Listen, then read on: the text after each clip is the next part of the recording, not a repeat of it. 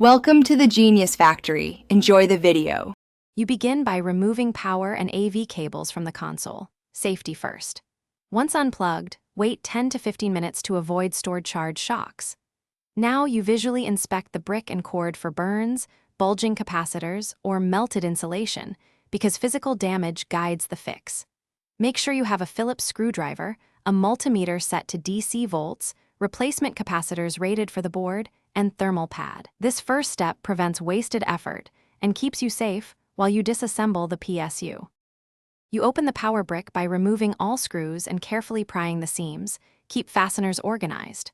Once inside, observe the PCB layout and note where the 12V and 5V rails route to connectors, because you will need those later. Use the multimeter to check voltages at test points while the PSU is briefly powered with a controlled load. This tells you which rail is dead. When you see bulging caps, brown residue, or a blown fuse, mark those components for replacement. Don't guess. Diagnose with measurements. You perform the repair by desoldering failed capacitors and installing exact spec replacements. Polarity and ESR matter, so double-check markings.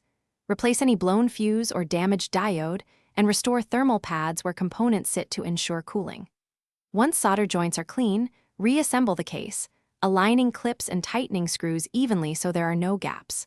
Plug in and test the PSU with the console. If it still fails to power on, make sure voltages are present at the connector. If not, replace the PSU. Thanks for watching. If you found this helpful, don't forget to like and subscribe.